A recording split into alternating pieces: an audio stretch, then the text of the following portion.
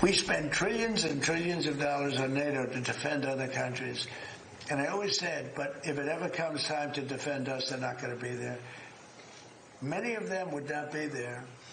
And we're going to have to start thinking more wisely. President Trump appearing to lose patience with NATO countries as he steps up his push for allies to help the U.S. secure the Strait of Hormuz while Iran continues to hold it hostage. I want to now bring in retired U.S. Army Brigadier General Peter Zwack, along with Executive Vice President of the Quincy Institute, Trita Parsi, and former U.S. Executive Director of the World Bank, Matthew McGuire. Gentlemen, what a power panel. Thank you for your time this morning. General, if I could start with you. Trump is calling on all of these allied countries to help navigate cargo ships through the Strait of Hormuz. He's demanding a coalition be founded for this, but at the same time saying we don't need the Strait. We have plenty of our own oil. Can the United States bear that burden alone, or do we need help from others? Thank you, Markie.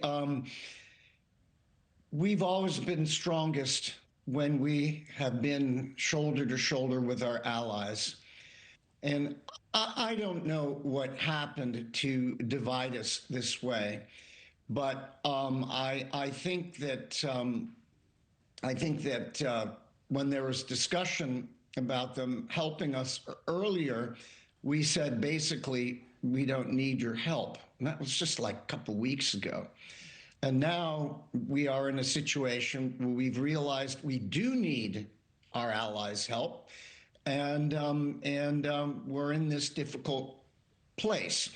A lot of this should have been done and organized well before the campaign.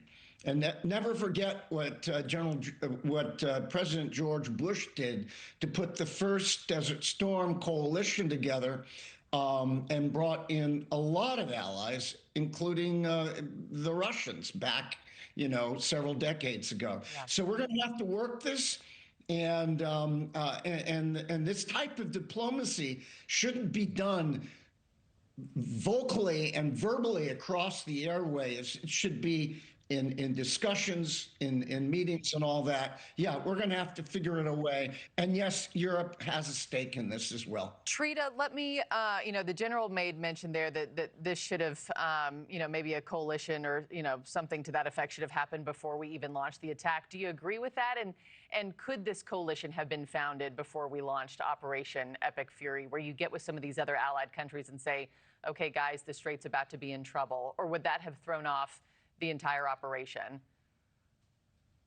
First of all, I completely agree with the general that, of course, the United States, when it has the ability to build coalitions, it's much better off.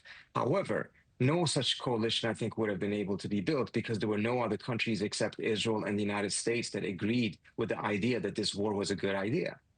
Everyone else was essentially against this war because they knew that this would happen. The Strait is only at risk right now and closed because of the fact that the United States and Israel launched this war. It was not closed prior to this. So a lot of these countries are very upset with the United States as well for having taken decisions on its own without consultations, without taking into account the viewpoints of other countries, that has now led to a scenario that has created this massive problem for the global economy, and on top of that, asking them to come in militarily to help open it when the U.S.'s own naval forces are staying 3,000 kilometers away from Iran's reach, precisely because the dangers of these missiles that the Iranians have potentially sinking an American ship. Matthew, Trita, just brought up the fact that if they had brought this to any of these allied countries beforehand, nobody would have agreed to this. We haven't seen any commitments yet in terms of a coalition. But I'm curious, at some point, will these countries, is it not a matter of if they will join, but just when? I mean, if gas prices and oil economies across the world are being, hit by this, is it just a matter of when at some point? No, because the countries have been pretty clear, some of the European countries in particular, that they will help once we cease bombing Iran. And so I think the U.S. is going to have to put a little on the table before these countries will come in. Obviously, everyone wants the Strait of Hormuz open, but to Trita's point, the U.S. did this unprovoked and unnecessarily, and a lot of countries are just seeing the disruption around the world. There is a sense right now that the U.S. is just not a reliable partner. And so even if countries were to come forward and try to help in this instance, who knows what President Trump's going to do next, whether it's going after Cuba, going back into Venezuela. People just don't know what to expect going forward from the U.S., and that's a real issue. Thank you for watching. Subscribe below and download our NewsNation app right now on your phone, and you will get fact-based, unbiased news for all Americans.